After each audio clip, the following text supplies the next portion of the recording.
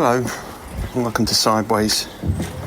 It was my daughter's birthday this week, and that's a time when it's really hard to feel anything bad about yourself when you've been involved in the creation and the bringing up of a new human being. And that's what we're talking about this week, shame. The difference between that and guilt, why we feel it, and what we can do about getting rid of it. We're also covering flexitarianism, religion. Martin does an impression of a dog, and I reminisce about my dog's unique greeting for Martin when he entered the house. How to deal with shame. I can hear you, yeah. So you weren't technically sorted out. No, I'd forgotten to press a button. Oh, yeah. Well, I can hear you now. I'm not sure I want to. Yeah, that's just rude. It's funny, isn't it? You can kind of plug everything in, get everything kind of connected properly, all wired up, and then just forgetting to press one button is the difference between being heard and not being heard. There's probably a metaphor in there somewhere, but...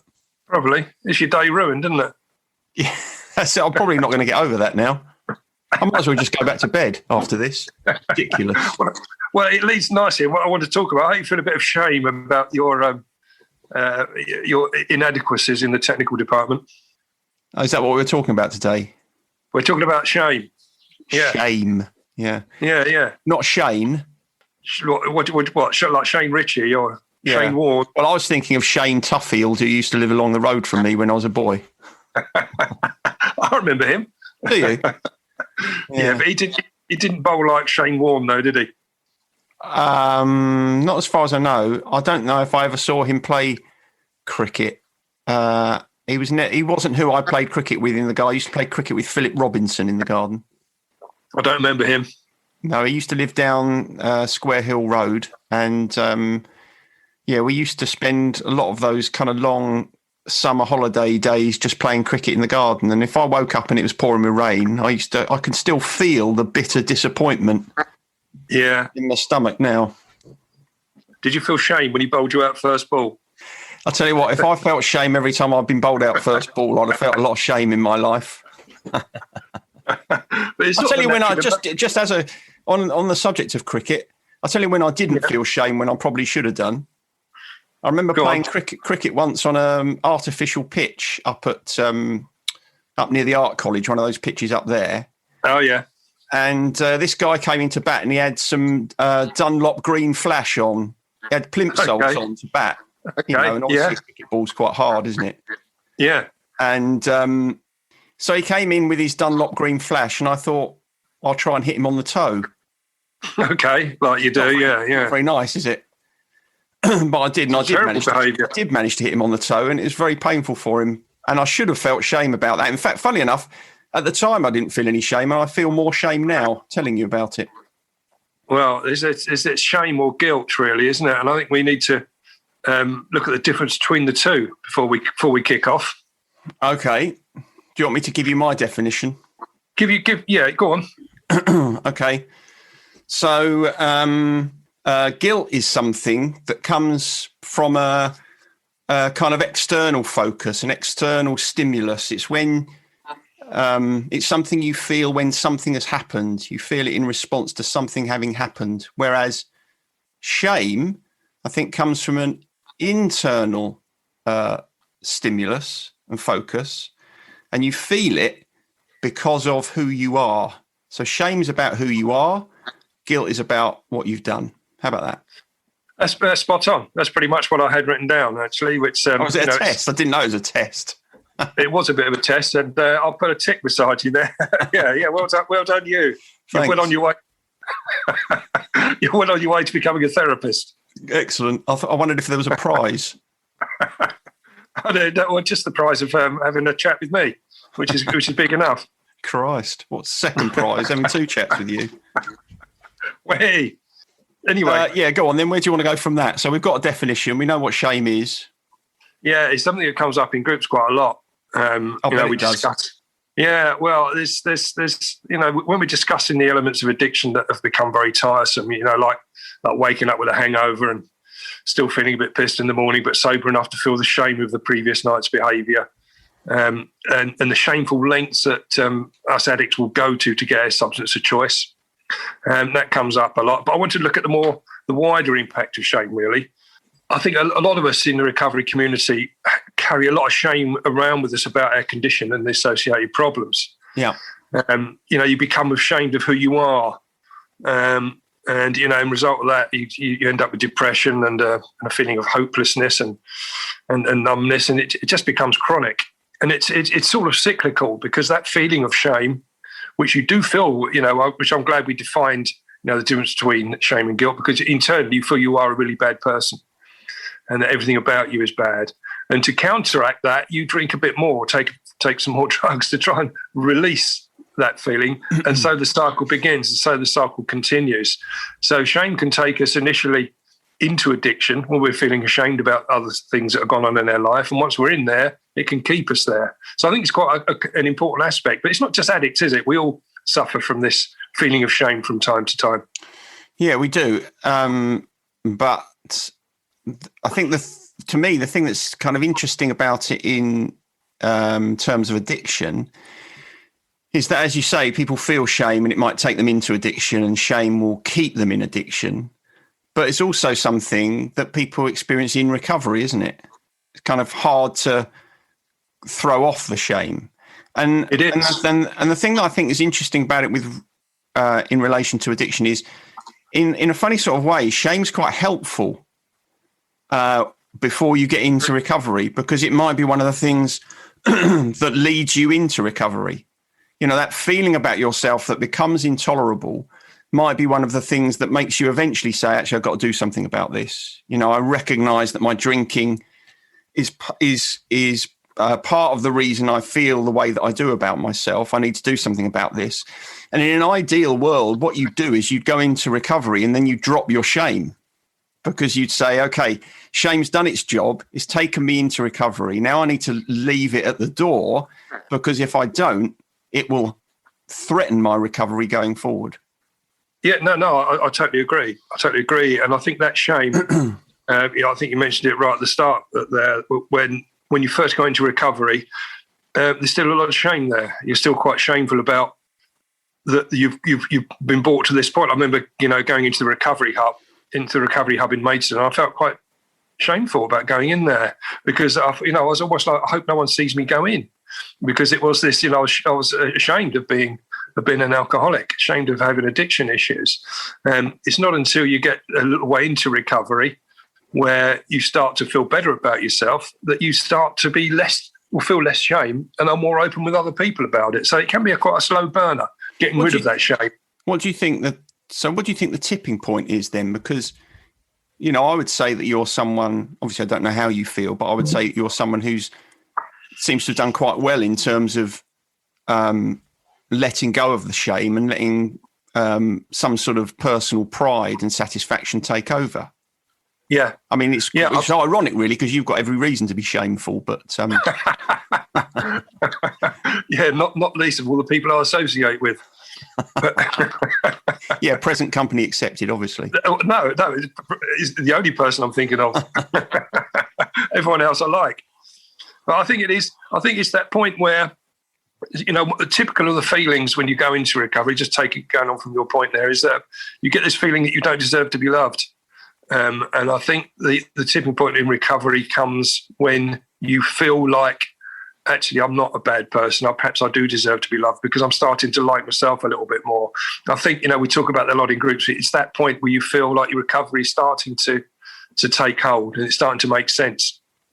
Yeah, I think you've hit upon something that's absolutely critical there, which is a lot of people experience shame and they're waiting for someone else to show them that they don't need to feel shame before they can drop the shame themselves. But it can't ever work that way. It has to always start with you. That old phrase, it's impossible to love someone who doesn't love themselves, is absolutely true. Yeah. If you don't feel you are worthy of being respected and loved by other people, then it's not going to happen, is it? Because all you end up doing is you push it away because you don't feel that you're worthy of it.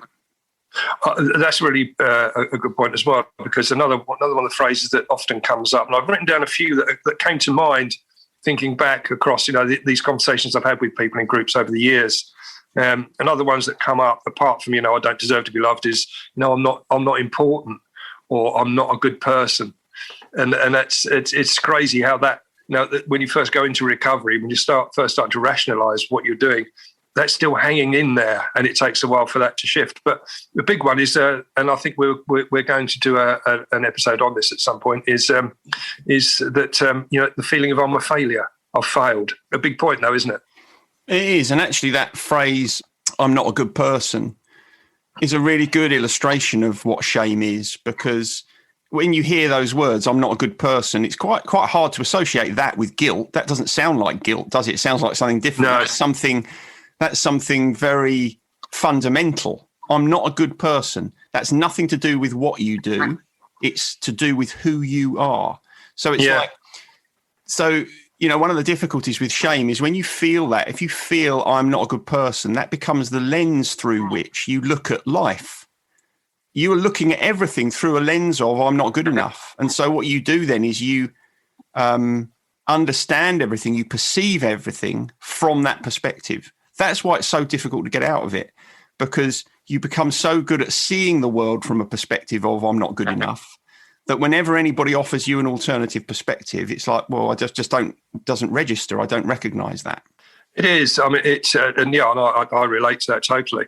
And this feeling that, I'm a loser and I deserve to be alone, that comes up a lot as well, because the isolation of addiction, when you're in the last throes of addiction before you go into recovery, or you die effectively, is that you want to be alone at that point, because you don't want other people to see you, and you're not fitting in with society. But you get this feeling that you deserve to be alone, and that's quite a tricky one to get out of, to get round, because everything in your head tells you you're exactly at the position you deserve to be in life, and and suck it up.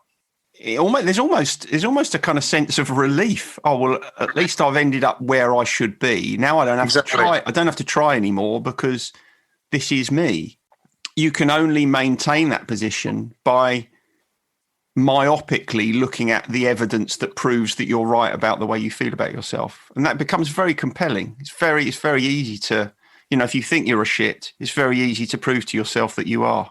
I think, you're right. And I think I've got a feeling that you and I had this discussion quite some time ago about people with gambling issues. Yeah. That, they like to, get to that point where they've lost everything because they feel really bad about themselves, and that reflects how they think they should be seen in society. Exactly. So that's quite an interesting point, isn't it? It's it works in that respect as well.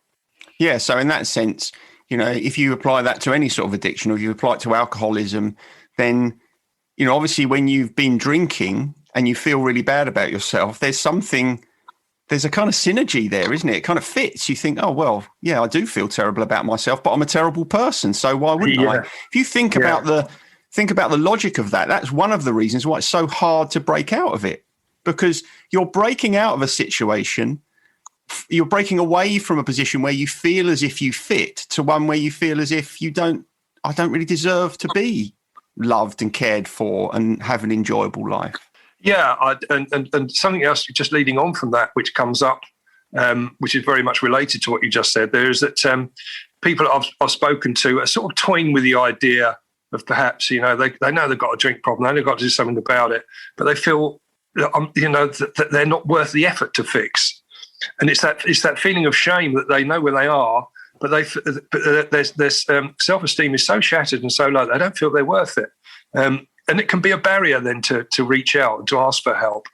And it's quite a tricky one to get through, but the dichotomy there is you won't feel better about that aspect of your life until you embrace recovery. So it's that barrier to get over with and get through that point where you can then start to reflect back and see, oh no, that was the wrong thing to be feeling and thinking about myself. Yeah, it's funny because it's if you think about some characteristic like narcissism, you don't find narcissists going into therapy because they don't think there's anything wrong.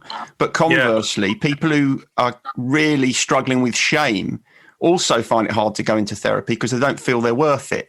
So it's interesting that people that are at either end of that kind of extreme spectrum of self-esteem, both of whom could really do with help, neither of them tend to go into therapy for fundamentally different reasons, but they're both just as damaging.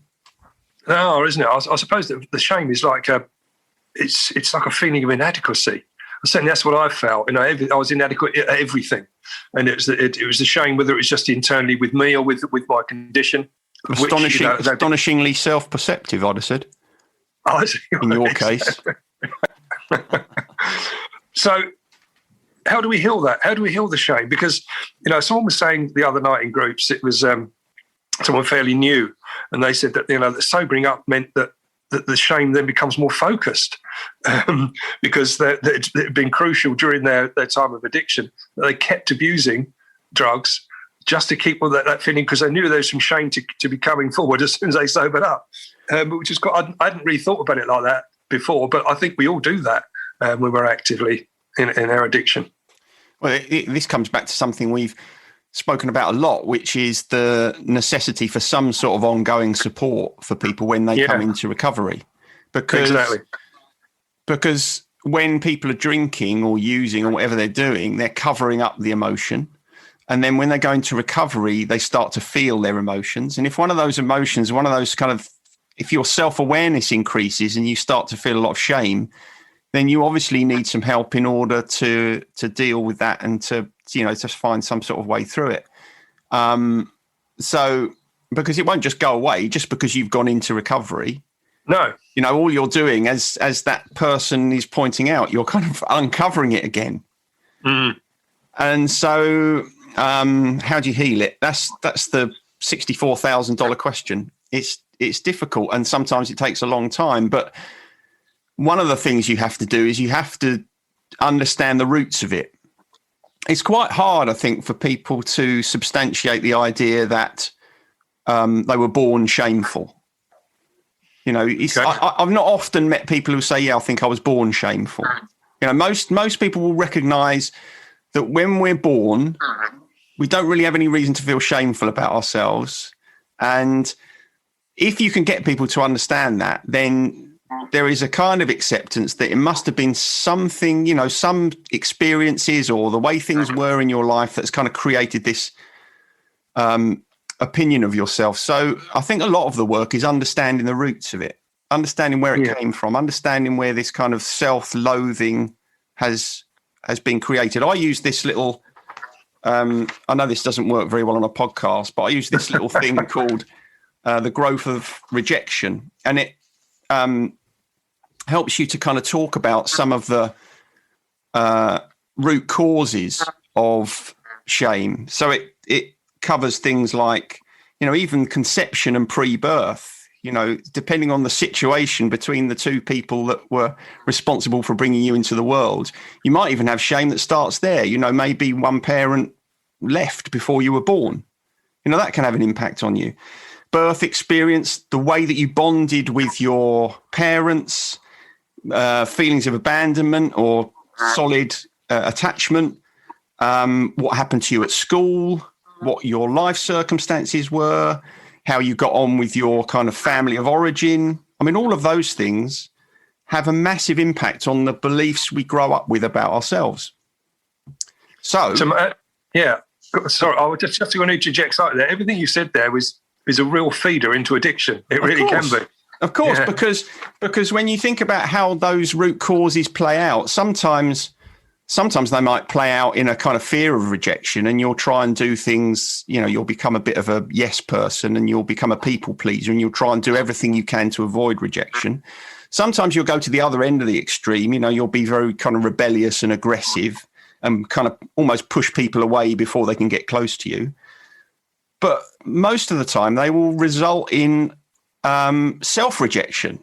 So low self-esteem, inferiority, anxiety, negativity, pessimism, despair.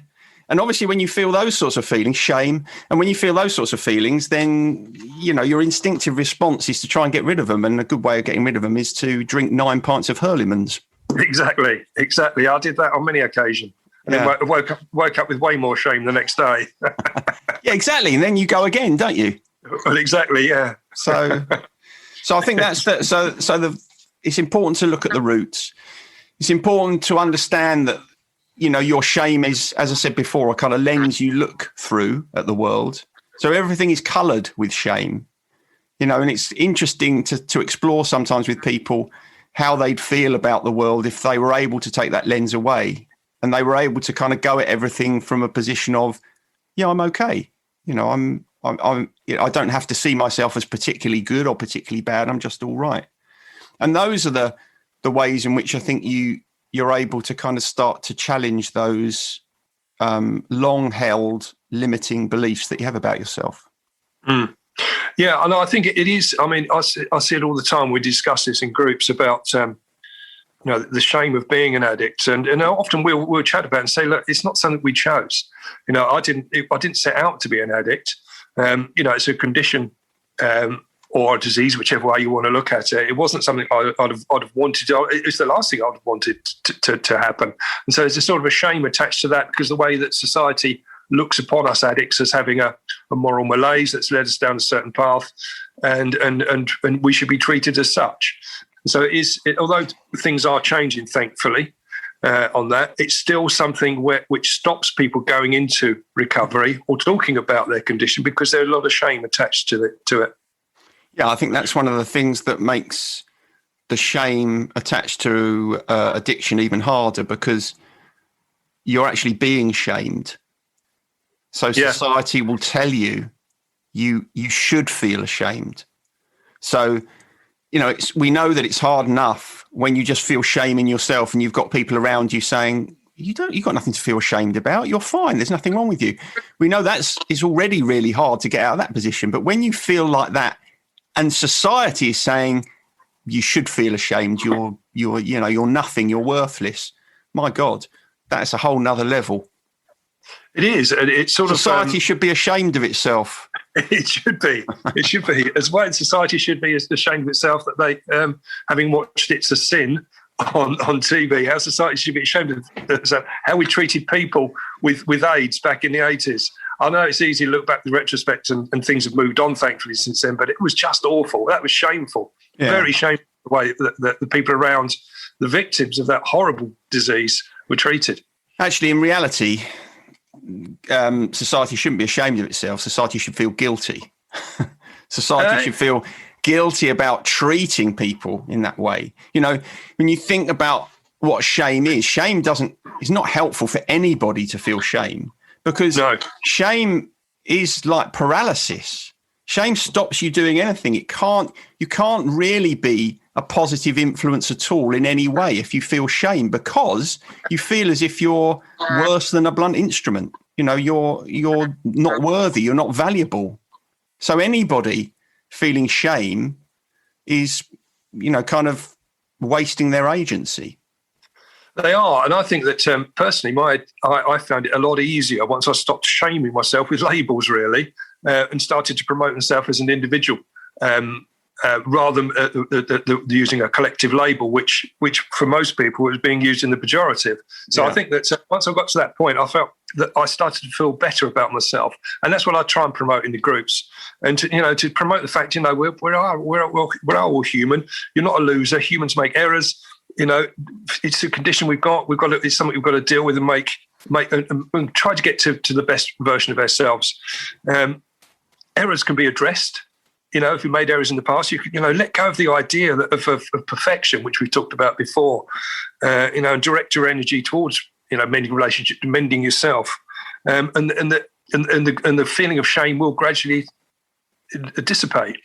But it's a quite a long road, but it's worth it. And and once you're travelling along that road, and you feel the shame sort of disappearing away, it's a great feeling. I thought you were going to use the word journey then. I deliberately didn't, because I didn't want to watch your furrowed brow as I said it. That thing, that point you're making about not using labels, not putting yourself into a box is really important. I think I was talking last night to the family about how people kind of label themselves vegetarian or vegan or flexitarian or whatever. And we were talking about how actually, in some ways, those very strict labels probably stop some people from behaving in ways that are better for themselves and better for the planet. You know, if your only choice is, well, I've got to be a vegetarian, I've got to eat meat, then a lot of people just carry on eating meat. Why can't you just say, yeah, I do eat meat, but I mostly eat vegetables, and I don't have to give that a label? You know, it's exactly the same with, I don't have to call myself this or call myself that, because by calling myself this, I actually put more pressure on myself to be someone that I find it hard to be. And it reminds me of another thing that people find really difficult when they're experiencing shame. When someone feels shameful, they almost inevitably always deprioritize themselves. They're never the most important. And when you start talking to them about prioritizing themselves, they feel as if that means selfishness. Yeah. So people who feel shame tend to feel that there is only a binary choice between selflessness or selfishness. And they have to learn that actually, no, it's a spectrum. You know, you can be shameful or you can be narcissistic, but the space between the two of them is massive. And we're not talking about you moving from being shameful to narcissistic. We're talking about you being shameful to somewhere along that spectrum where you feel that you have a healthy view of yourself. You don't think you're perfect. You recognize there are always going to be things that you're going to need to work on, but actually you're all right and you don't need to be constantly castigating yourself. True. No, very good. Very good. Very good monologue there, I thought. Thanks. You was on a roll there, so I didn't want to stop you. But I always felt that shame brought this great sense of separation from others as well, and from myself. There was this separation from myself, and it was. Although it took a long time for it to go away, I'm relieved that it's no longer an albatross hanging around my neck. Yeah, absolutely right. Because I think, you know, once you let go of going back to the Serenity Prayer, but letting go of things you can't control, and forgiving yourself, that shame will start to move away as well. Although I've got to say that I'm a little bit shameful. I don't know what the hell you're talking about when you say flexitarian. That's a new one on me, mate. Really? You never heard the term flexitarian? No. What is it? Flexitarians are people who, you know, I suppose have aspiration to be vegetarian but still eat meat. So they eat predominantly a vegetarian diet, but they also still eat meat. And I think to myself, well, why don't you just say you just eat normally then? What's wrong with that? You've got a balanced diet. Yeah, exactly. It's basically saying I eat whatever I like, but I want to give it a name. Yeah, quite. Yeah. I mean, you're a flexitarian, aren't you? I think I must be. Yeah. I can think of other names for you, but...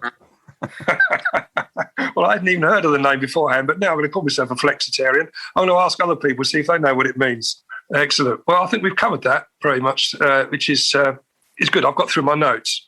Just a little bit I wanted to add on here. Go on. If you take the basic sort of Christian edict of being born in sin, that goes against everything you said earlier on, doesn't it? Wow. Yeah, I don't accept that basic Christian edict of being born in sin. How does that help us? It doesn't. My view is, sorry if this offends any, you know, ardent evangelical Christians, but isn't life hard enough as it is? Well, I agree with you. Obviously, we deliberately avoid talking about anything religious on this podcast, but I think it's always something. I remember as a young child being told that along at church, because obviously I used to go to church very regularly, went to Bible classes and everything, and told I was born in sin. I always found that difficult to come to terms with. I'm not surprised. How does it help? I mean, I suppose I can understand what the point of it is. You know, the idea is you've got to lead a good life because you're always playing catch up. But it just feels like a heavy burden. Why not just say? Why not just bring up children and say, listen, you're all right. There's nothing. You don't need to be anything extra. But you know, try and lead a good life. Try and do right by other people. Try not to do any harm to anyone. Try to live courteously and kindly and respect the world that you live in. I mean, what the hell's wrong with that? No, I totally agree. My mum would be giving me a smack in the mouth if she was still alive. Well, exactly. I think, you know, my mum would probably say the same. But no, your Gan would. Gan would. She'd have a Bible passage straight out for you, wouldn't she? She would, yeah. Well, she would. Yeah, she wouldn't need to get the Bible out. She'd know exactly where to quote from and what passage and everything. Yes, to back up what she was saying. So it was a big belief of mine growing up, but obviously I've walked away from that now. Anyway, what about your gratitude list this week, then, mate? This week I am choosing dogs. Okay, have we done dogs before? No, we haven't, have we? I don't think we've done dogs. I don't think so. Which is surprising. If I have done dogs before, it's okay because I think you can be grateful for the same thing more than once. Sure. I feel particularly grateful this week because I was having to write a piece for there's an organisation called Borrow My Doggy, and they put people together so that people can get their dogs walked if they can't walk them or have their dogs looked after, and people who can't have dogs of their own are able to enjoy time with dogs. Oh, wow. Right? It's great. Bow wow, did you say? Oh wow, but bow wow. Bow wow. Yeah, I was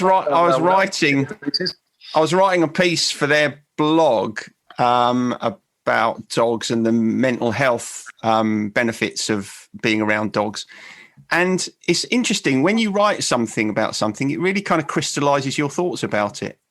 And it made me realize, how much dogs in a positive way really change your life when they're around, particularly my dog. But I love all dogs. Yeah, well, me too. I mean, it gives me great joy when we go and work on a new job, a new property, or whatever, and they've got a doggy to deal with because they're always fun. They're always great. And although we've painted a couple of doggies in the past by mistake, it always turns out well, and it's always fun. Did you you used to like my old dog, didn't you, Toby? Because he used to jump into your bollocks every time you came in the house. Well, I didn't say liked it. I didn't like the outcome. I liked the doggy. I didn't like the outcome that he would just launch straight into me. He'd collapse me just as I entered the house. Yeah. That was fantastic. Even when I just think about that now, seeing you doubling up as if you just got a football right between the legs. Well, he wasn't a small dog, was he? He had a fair run on him as well. And he could take a run up at me. Bosh. Yeah, very painful. You just brought back the shame of all that now. Thank you. Yeah, he didn't feel ashamed of it or guilty. No, he was exuberant. Yes. I'm going to move away from that because my eyes are watering now just at the thought. My gratitude was I'm going to thank our mutual friend, really, John White, for this one. Oh, nice. Yeah. He's got his own vehicle repair company, hasn't he, up in Aylesford? Yeah, and he's able to.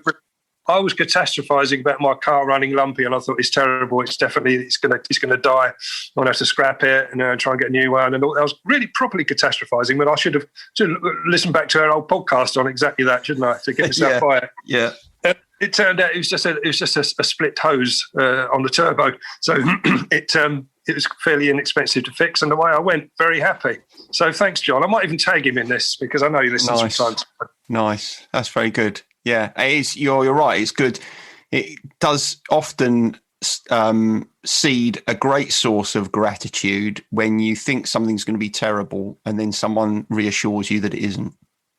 Yeah, I know. No, it was exactly that this week. So cheers.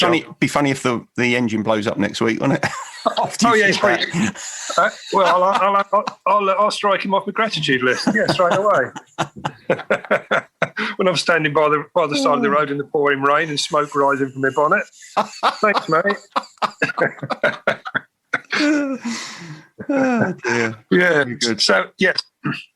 So on my Spotify search this week. Yeah. I thought there was going to be more about shame, really, but there wasn't. There was there's a few like Shame by the Foo Fighters that came up, and there's one or two early 70s disco songs, Shame. I don't know if you remember that one, but it was pretty dreadful. No. There's a band called Shame Penguin, which I quite liked. Yeah. They're sort of American indie band. They had a track called It's Pretzel Time, which I thought was quite good, but that's not the one I'm going to put on the list. Go on. The list, one that's going on the list this week is by a group called Secret Shame, and they're sort of an indie post-punk goth band from North Carolina. They're very much sort of Cure meets Susie and the Banshees, if you like. So right up my street, and it's and so I've listened to several of their tracks. They're all good, but the one I'm going to probably put on the list is "Who Died in Our Backyard," which is a very dark sort of track, as you can imagine. That does sound quite dark, yeah. Good work. Right. Okay, mate. Well, that's about it. Yeah, I think so. It's an early one. Bank holiday, isn't it? Bank holiday. Well, what are you doing today then? Are you coming around to get some bread? I am. Yeah. Okay. When it's ready. Well, it is ready anyway because it's yesterday's. I don't want to give you. Don't want to give you anything too fresh. Well, no, quite. No, it's got to go off a bit. I remember my grandma used to say that she used to let the bread go off for a while because it filled you up more. Really? So yeah. I know it's an old wives' tale, I think, but that's what she used to say. That's what we used to do during the war. And so, you can't eat it too fresh because it doesn't fill you up so much. I know it used to take a lot more chewing. It didn't taste very nice. Yeah, I was going to say, I don't think it fills you up more. It's just harder work, isn't it? It is, yeah. No worries. All right. See you later. Bye. Laters. Bye. Sideways was created by Graham Landy and Martin Pankhurst. If you want to read more about our work or sort through the extensive archive of past episodes, just visit grahamlandywellbeing.co.uk/sideways-podcast. You can follow us on Twitter or Facebook or Instagram at Sideways Podcast, and you can email us if you have a question or if there's something you'd like us to cover. But most of all, we want to tell you how grateful we are that you come and listen, and we ask that if you've enjoyed what you've heard, that you spread the word. And we'll see you next week.